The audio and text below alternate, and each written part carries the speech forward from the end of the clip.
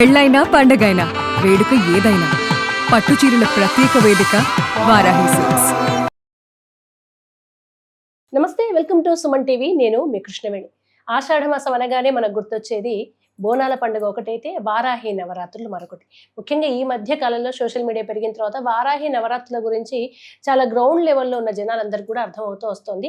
వాటితో పాటుగా అనేక సందేహాలు, కన్ఫ్యూజన్స్ కూడా ఉన్నాయి. ఏంటి, రాత్రిపూటే చెయ్యాలా, మంత్రాలు చెయ్యాలా, చేయకూడదా, ఉగ్రదేవత అందరూ ఆరాధించవచ్చా, ఆరాధన విధానం ఏంటి, ఇటువంటి అనేక సందేహాలకు సమాధానాలు ఇవ్వడం కోసం ఈరోజు మనతో పాటు ఉన్నారు ప్రముఖ ఆధ్యాత్మికవేత్త, శృంగేరి పీఠ ఉభయ తెలుగు రాష్ట్రాల సంచాలకులు, బ్రహ్మశ్రీ పసర్లపాటి శ్రీనివాస బంగారయ్య శర్మ గారు ఉన్నారు. గురువు గారితో మాట్లాడతారు. గురుగారు నమస్కారం. నమస్తే అమ్మా.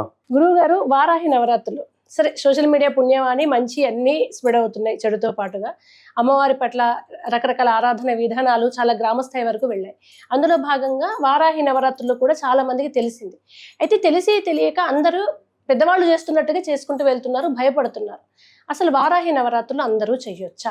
మనకి నవరాత్రులు 4 రకాలుగా ఉన్నాయమ్మా.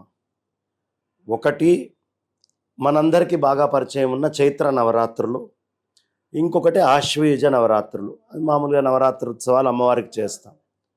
ఈ రెండు కాకుండా 2 గుప్త నవరాత్రులు ఉన్నాయి. ఈ గుప్త నవరాత్రులు ఏమిటి అంటే, ఆషాఢంలో వచ్చేటటువంటి 9 రోజులు ఒక గుప్త నవరాత్రులు అయితే మొదటి 9 రోజులు, మాఘమాసంలో వచ్చే ఒక 9 రోజులు గుప్త నవరాత్రులు. ఇందులో ఆషాఢ ప్రధానంగా ఉండేటటువంటి ఈ నవరాత్రులు వారాహి నవరాత్రులు అని పిలువబడతాయి. వారాహి నవరాత్రులు అంటే భయపడాల్సింది ఏమీ లేదు. ఆ అమ్మవారు ఎంతో ఆనందంగా, తృప్తిగా, ప్రశాంతంగా ఎవరికి ఏం కావాలో ఆ అమ్మవారి యొక్క ఆజ్ఞ మనకి బాగా అమ్మవారి అనుగ్రహం కావాలని ప్రార్థిస్తాం.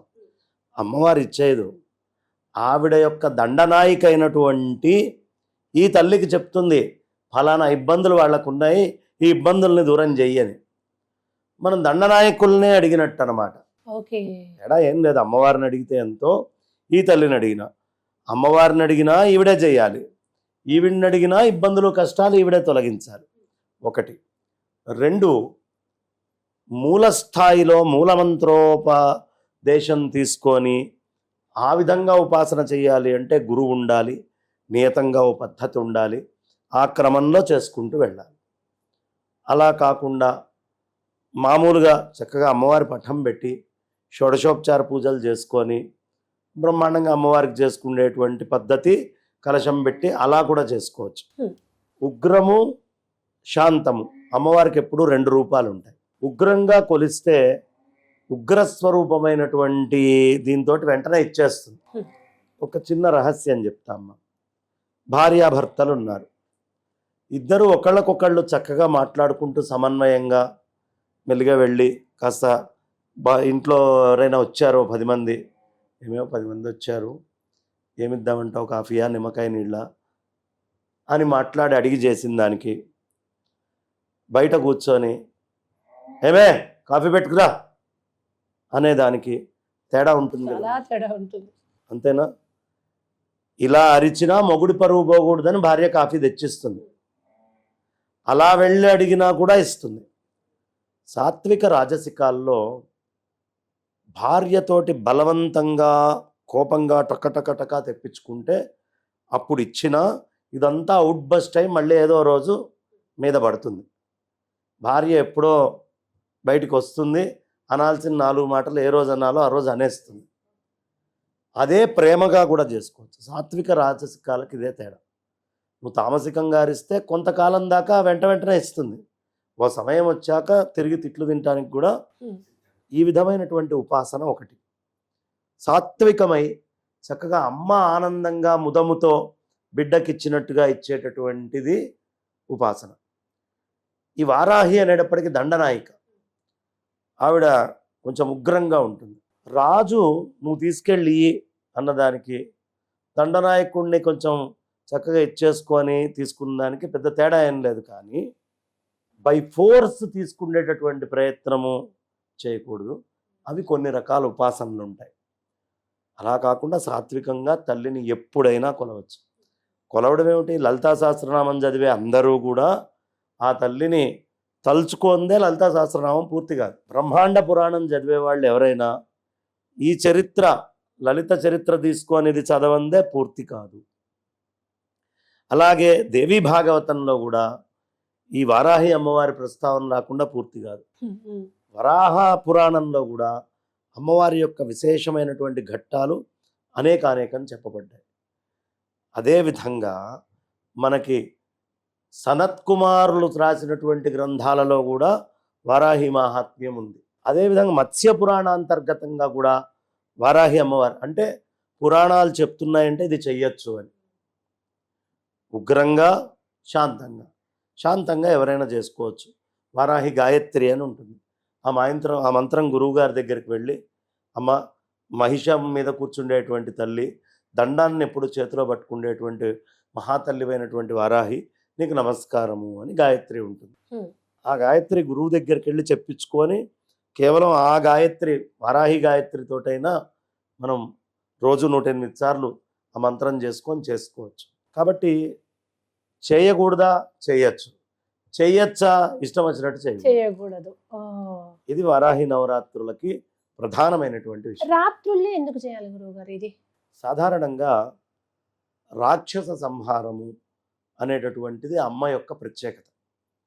రాక్షసులకి నిశాచరులు అని పేరు.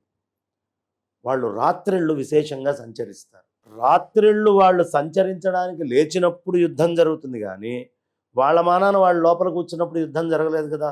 వాళ్ళు వచ్చి భండాసురుడు ఇత్యాదులు అందరూ కూడా కాస్త బయటికి లేచి యుద్ధానికి వచ్చినారు. నిశి సమయంలో రాక్షసులు లేస్తారు కాబట్టి ఈ తల్లిని ప్రార్థన చేస్తే ఆ నిశిలో రాక్షసుల్ని ఆవిడ చక్కగా మట్టు పెడుతుంది. అందుకని నిశి రాత్రిళ్ళు చేయడం ఒకటి. 2, అమ్మని ఎక్కడి నుంచి కొలవాలి? గర్భము నుంచి కొలవాలి. మనం గర్భంలో ఉంటాం. ఉన్నప్పుడు చాలా ప్రార్థనలు చేస్తాడమ్మా కడుపులో ఉన్నటువంటి జీవుడు. అయ్యో, నేను ఇలా వేళ్ళు ముడుచుకొని పడుకోవాల్సి వస్తుంది, ఆ తల్లి తిన్న ఉప్పులు కారాలు వస్తున్నాయే, నీళ్లల్లో ఇలా మునిగిపోయి ఉన్నాను, ఈ పేగు లోపల నేను ఇట్లా ఒడిసిపట్టి కూర్చున్నాను, ఇదంతా దేనివల్ల అయింది?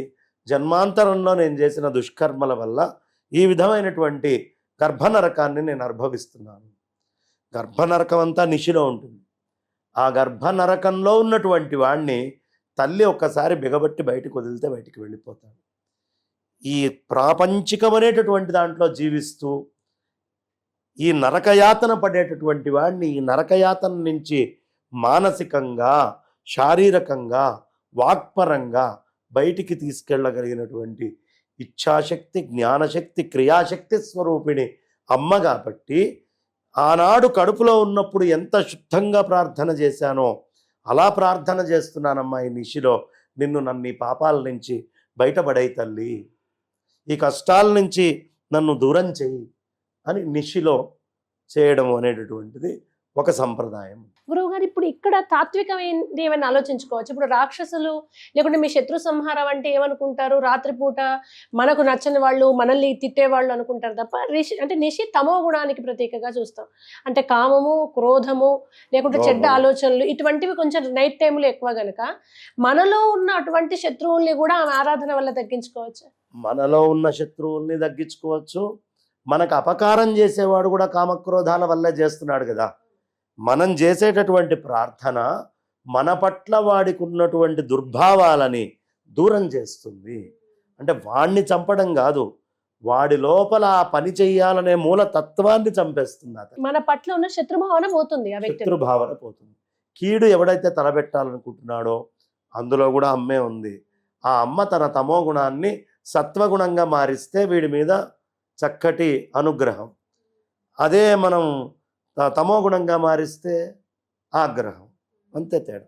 కాబట్టి మన ప్రార్థన మన లోపల ఇంద్రియాలని, మన బయట ఎవడు మనకి ఆ హాని చేయాలనుకుంటున్నాడో వాళ్ళ ఇంద్రియాలని, క్షామం వచ్చింది అంటే ఆ చెట్టుకి పండు రావట్లా, చెట్టుకి పచ్చటి ఆకులు రావట్లా, ఈ ప్రార్థన చేయడం వల్ల ఆ చెట్టుకి చిగురు వస్తుంది, ఆ చెట్టుకు పండు వస్తుంది, క్షామం దూరం అంటే దారిద్ర్యం దూరం అవుతుంది.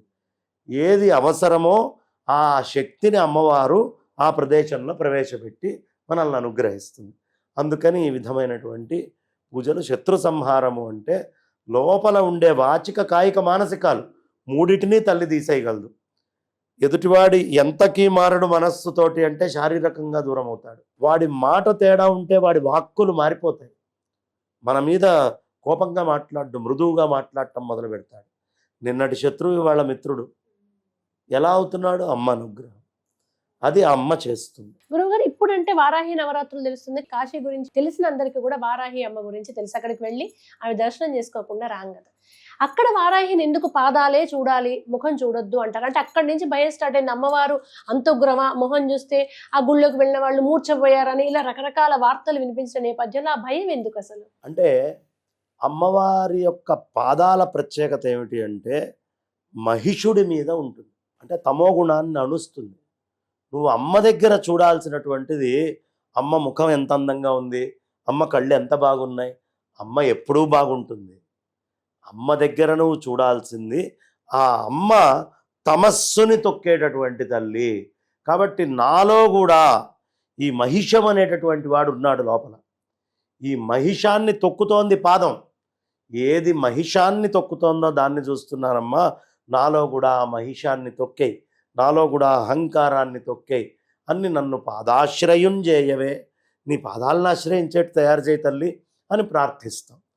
కాబట్టి అది పాదాలు మన లోపల ఉండే మహిషతత్వాన్ని తొక్కేది. వారాహి సేనానాయకి, ఆవిడ దండనాయకి.